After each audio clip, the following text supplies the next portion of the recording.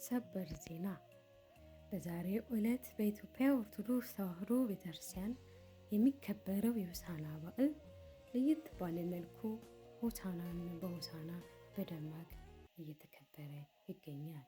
ይህ በዓል ጌታችን መድኃኒታችን ኢየሱስ ክርስቶስ በአህያ ጀርባ ተቀምጦ ወደ ኢየሩሳሌም ሲገባ በጌታ ስም የመጣ የተባረከ ነው።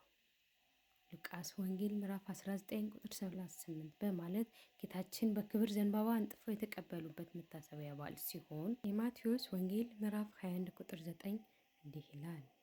ኢየሩሳሌምም ቀርበው ወደ ደብረ ዘይት ወደ ቤተ ፋጌ ሲደርሱ ያን ጊዜ ኢየሱስ ከደቀ መዛሙርቱ 2 ላከ፣ እንዲህም አላቸው፣ በፊታችሁ ወዳላችሁ መንደር ሂዱ።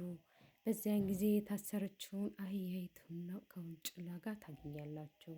ባገኛችሁትም ጊዜ ፈትታችሁ አምጡ አላቸው። ማንም እንዳች ቢላችሁ ለጌታ ይፈልጉታል በሉ፣ ወዲያውን ይወስዷቸዋል።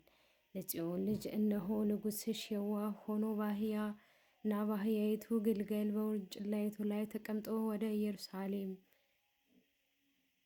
ይመጣል በሏት ተብሎ በነቢይ የተነገረ ይፈጸም ዘንድ ይህ ሆነ። ደቀ መዛሙርቱ ይህ ኢየሱስ ክርስቶስ እንዳዘዛቸውም አደረጉ። አህያይቱን በውርንጭላይቱ ላይ በወጣ ልብሳቸውንም በእነርሱ ላይ ጫኑ፣ ተቀመጠባትም።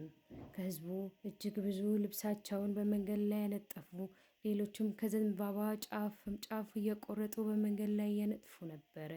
የሚቀድሙትም ሕዝብ የሚከተሉትም ሆሳዕና ለዳዊት ልጅ ጌታ በጌታ ስም የሚመጣ የተባረከ ነው፣ ሆሳዕና በአርያም እያሉ ይጮሁም ይዘምሩም ነበረ ይላል ቃሉ።